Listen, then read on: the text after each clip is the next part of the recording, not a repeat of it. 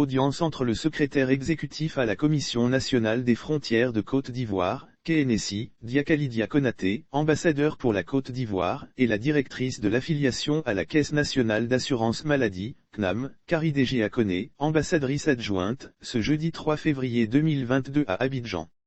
Nommé le 26 janvier à Paris en France par ID4 Africa, le secrétaire exécutif à la Commission nationale des frontières de Côte d'Ivoire, KNSI, Diakalidia Konaté, ambassadeur pour la Côte d'Ivoire, et la directrice de l'affiliation à la Caisse nationale d'assurance maladie, CNAM, Karidéji Akone, ambassadrice adjointe, ont eu une rencontre de prise de contact ce jeudi 3 février 2022 à Abidjan.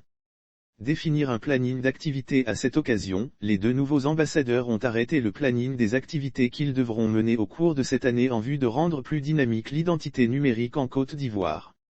Cette rencontre est consécutive à l'annonce publiée récemment par l'ONG ID4 Africa, relative à la nomination de 84 hauts fonctionnaires africains représentant 48 pays dans sa classe d'ambassadeur 2022. Lire aussi trêve sociale, la ministre Anouloto rassure les organisations syndicales de la prise en compte de leurs préoccupations. L'identité numérique est l'ensemble des traces numériques qu'une personne ou une collectivité laisse sur Internet. Toutes ces informations, laissées au fil des navigations, sont collectées par les moteurs de recherche, comme Google, et sont rendues publiques. Une identité numérique, ou IDN, peut être constituée par un pseudo, un nom, des images, des vidéos, des adresses IP, des favoris, des commentaires, etc. Cette identité sur Internet a donc une influence sur la réputation, sur la façon dont les internautes perçoivent une personne.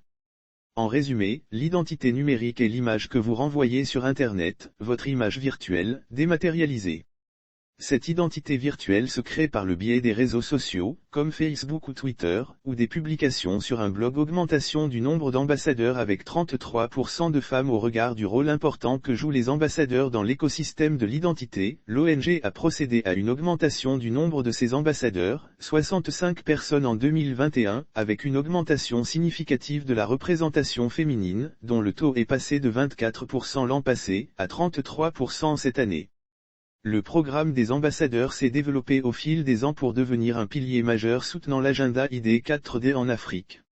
Les ambassadeurs sont parmi les meilleurs et les plus brillants du continent, unis non par une volonté politique mais par leur foi dans le potentiel de l'Afrique et leur engagement indéfectible à travailler ensemble pour le réaliser. Nous sommes ravis de voir le programme identifier et autonomiser les femmes, et nous continuerons à le faire, a indiqué Dr Joseph Attic, président directeur général des ID4 Africa. Les ambassadeurs des ID4 Africa sont des hauts fonctionnaires qui assurent la liaison entre les institutions et les acteurs de l'identité dans leurs pays respectifs et l'institution.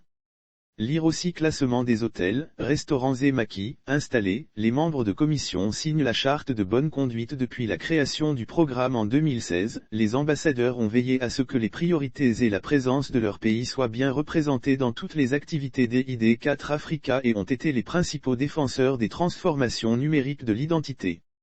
Au total, ID4 Africa compte 48 ambassadeurs et 36 ambassadeurs adjoints dans 48 pays africains.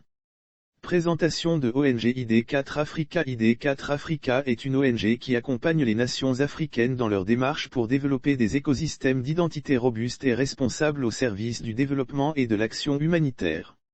Le mouvement est motivé par la nécessité d'établir l'identité pour tous, non seulement en tant que droit légal, conformément à l'ODD 16.9, mais également en tant que nécessité pratique pour permettre un accès inclusif aux services en Afrique.